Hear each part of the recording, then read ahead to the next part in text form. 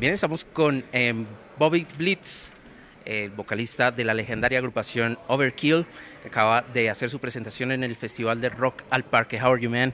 80,000 people. It was historical, man. And your first impressions about the gig in Bogota, first gig in Bogota.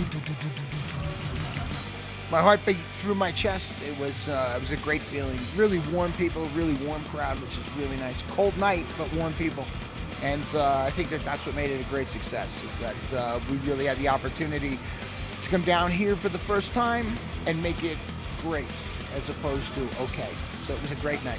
It was, for sure, really great. You guys have a new album out there, so I don't know, it's a really tight and fucking heavy album. There was an original idea to make this album this way, but you guys just let it flow. Yeah, you know, you never go in trying not to succeed. You're always looking for great levels of success, but to reach that great level of success is not always easy.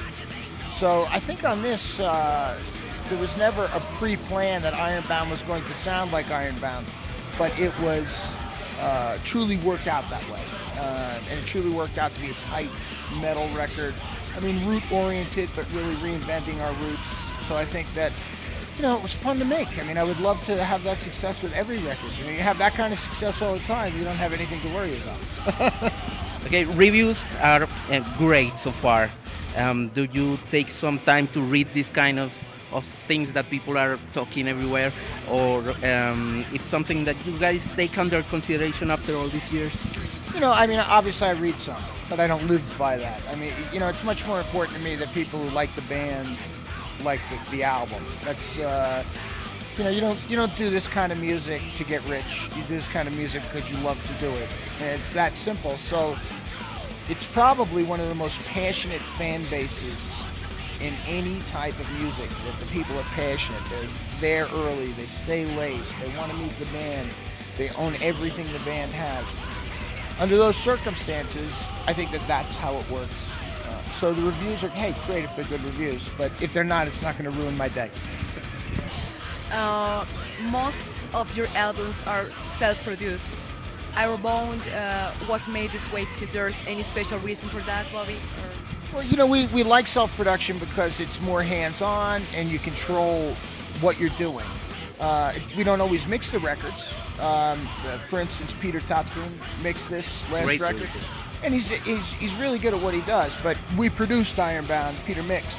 So you have control all the way up to that mix. You're the guys in the band are the organizational point. It's not someone outside of our circle saying, do it this way, do it that way. I think if you're around for as long as we are, you know what you want or what you're trying to achieve. So I like to do it. I mean, I like to have that control. Do you ever have considered to produce music for anyone else? Not specifically. No. I mean, I enjoy what I do with Overkill. I have other businesses. I have, you know, this has been my life with regard to music. I mean, I did one side project where I did the production on it with my friend Dan Lorenzo from a band called Hades and Nonfiction. We did a band called The Cursed. And it was a cool kind of rock and roll with saxophones and really tuned down riffs. And it was really cool. I mean, instead of lead guitars, there were saxophones. So it's metal meets saxophone. So sure, I have other ideas. Do I want to? I did this because it was fun. We were drinking Heinekens and looking at pictures from Playboy. Like kids again. Okay, after all these years playing, what did you miss from the early days of Overkill? What do I miss?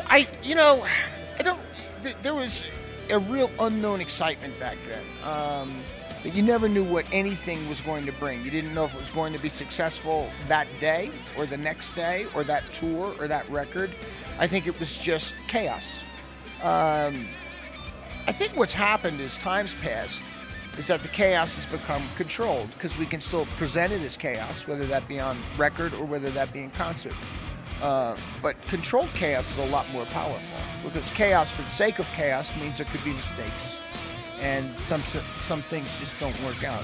So I don't really miss any of that. I'm really a firm believer that with age comes something better, and you become more in tune with what you like, with what you know, how you live your life personally, how you live it professionally.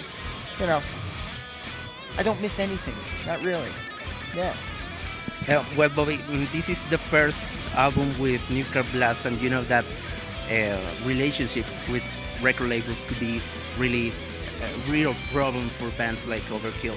How is going everything so far with Nuclear Blast? Well, you know, when I walked into Nuclear Blast the first time to shake some hands, I think there was a guy with a Venom shirt on, like you have right there. So, you know, that makes me feel comfortable. It means that you're working with the right people. So everybody in there is making you feel comfortable. Well, you know, it means you know what you're talking about. You're not a bullshitter. Okay. So I think that's the way when my introduction to Nuclear Blast was that everybody I dealt with on that first day was wearing some kind of a black cotton shirt with a band logo across the front of it. And I said, I'm in the right place. And I remember all the way, I guess it was maybe 93, and Didi and I were in New York, and we went down for a production meeting it wasn't production, but it was a marketing meeting for one of our records at Atlantic Records, and we sat in this very big office, and there was an oak table, and there was coffee, and someone was running around getting sandwiches, and phones were ringing, and we were talking to our guy, and he wore a suit and a tie, and the phone rang, and he said, you have to excuse me, I have big plans for you guys, but I have to take this call, and he left the room. I looked at Didi, and I said, we're fucked. You know what I mean? Yeah, for sure.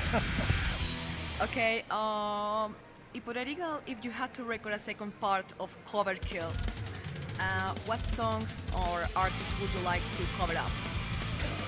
You know, I've always been like a big punk fan. You know, I like some of the early punk stuff. I mean, especially the New York punk, the Heartbreakers. I like the Ramones. I'm a big fan of. I like the new wave of British heavy metal. I mean, maybe a Venom song would be killer to do. I mean, we were big Venom fans back in the beginning. When we were a cover band, we used to do, you know, some obscure bands, but bands like Riot back then, but then we would do bands that were really well known, like the Scorpions. So I think I would go back into like our old set list from the early days, and when we were a cover band, look at that and then redo those songs, you know? By the way, Scorpions, Riot, Ramones. By the way, the selection of the first Overkill, of the unique Overkill, is fucking great, man. Different. Black Sabbath, wow. Fucking A great. lot of Sabbath and weird songs too, you know, Jethro Tull and some weird stuff. Yeah. The seed of what you guys started 30 years ago have grown in many different ways.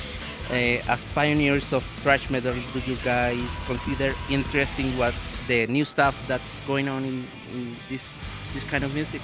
The younger thrash guys. Yeah. You know, I think it's really, a great testimony to what had happened back in the 80s, you know, when bands had started. And you're starting to see it with some of the bands. I think they need to get more of an original personality. Obviously, I'm flattered, you know, that they're big fans, whether it be Warbringer or Evil or Gamma Bomb or Suicidal Angels. I mean, you listen to some of that Suicidal Angels stuff there. That's a lot of Slayer and Sepultura, if you're asking me, you know. And I like those guys. But I think if you start getting your own personality, then you break away from being a tribute, and that's necessary. But I think the way it's really worked well for the whole scene in general was there was a certain time there wasn't many thrash bands around. I think there was maybe Overkill and 5 bands now. maybe 5, yeah, you know, something like so. And then, you know, the younger bands came around, and then all the older bands, because of the interest, made reunions. And they said, well, fuck this, we're going to have to make a better record than these younger guys. Look at Exodus, man. Right? The New Exodus stuff is fucking killer. Fucking killer stuff. I mean, the Testament record was killer, the Death Angel stuff, the last Forbidden record was good.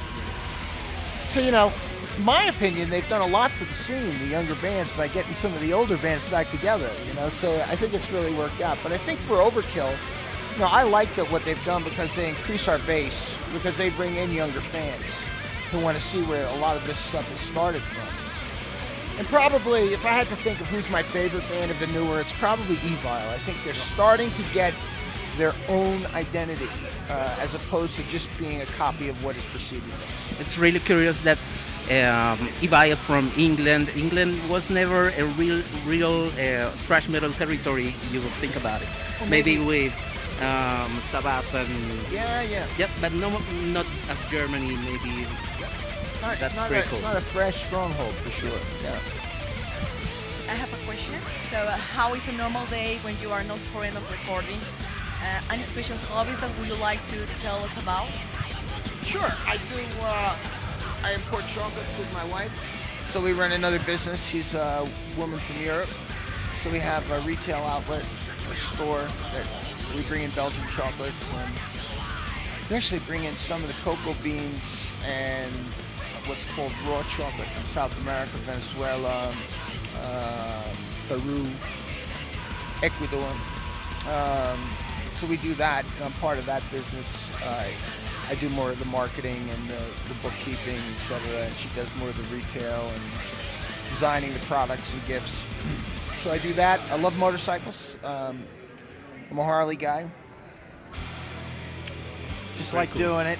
Very cool. The hardest thing about a Harley is riding it with a hard penis. And I love dogs. we really appreciate your time, man. This and for the last, send a message to all your fans that just saw you make history here in Bogota. And this is Metal Live, right? Hey, what do you say? This is Bobby Blitz from Overkill coming at you on Metal Live in Bogota. Rock al Parque. Gracias, Colombia.